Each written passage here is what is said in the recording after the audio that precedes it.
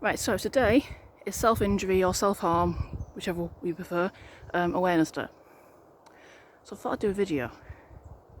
And then I realised this is a really hard one to do a video on. Like, genuinely, I don't have a clue what to say.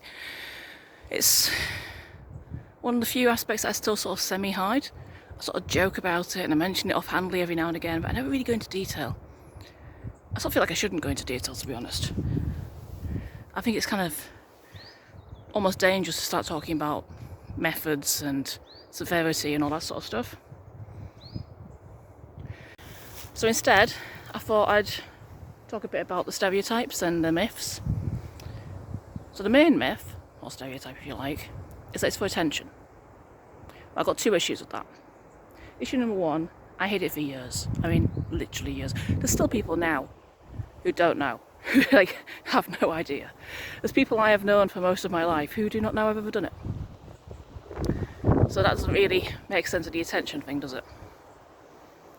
My second problem with it is, even if it is for attention, if someone genuinely is doing it for attention, if someone is genuinely so desperate for attention that they are harming themselves, do you not think that might be an issue?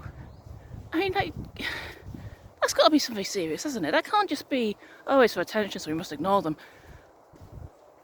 They're hurting themselves. I don't care if it's for attention or not, that's something serious that needs looking at. There's something wrong there.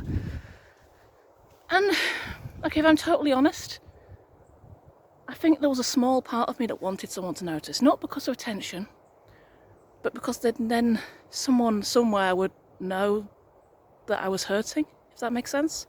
Would know there was something wrong, because people can't see inside my head, but maybe they could see the marks I was leaving. I don't know. Myth number two that I can think of, top of my head, is the idea that it's all like 13, 14-year-old spoiled girls.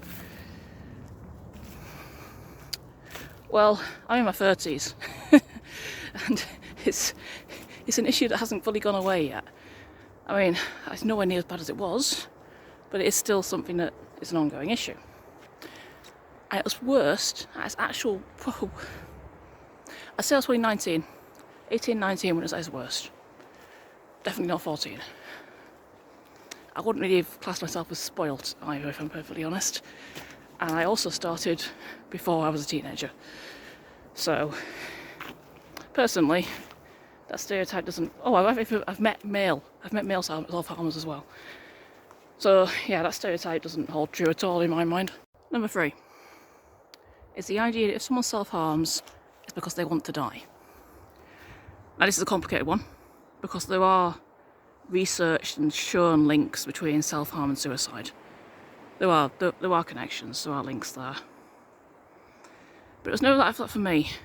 If anything, it was like the opposite. The self-harm was a way of coping, which in a way prevented me getting to the point where I wanted to kill myself. So,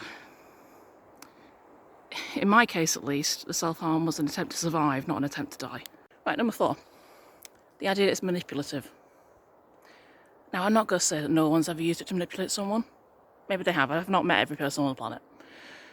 But I think this kind of goes with the attention-seeking thing, doesn't it? A lot of people keep it secret. A lot of people don't tell anyone. A lot of people are too scared to tell anyone. And if no one knows, you can't really use it to manipulate anyone, can you? Logically. I'm not going to say that no one's ever done it to manipulate someone, because I don't know that. But I would hazard a guess the vast majority of people don't use it that way. 5.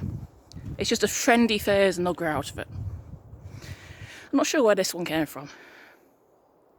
Is it trendy? Really? Because I can say for certain, I never thought it was trendy. I never had anyone tell me to do it. I never knew anyone who did it. But yeah, I must have been doing it for, 3 years before I discovered other people did it. I thought it was just me. So yeah, I don't think it's trendy. I don't think that's something, I don't think people are doing it to fit in. I really don't. And people grow out of it. Maybe some do. But on the other hand, I'm in my 30s and I haven't grown out of it yet, so it's a long wait, isn't it?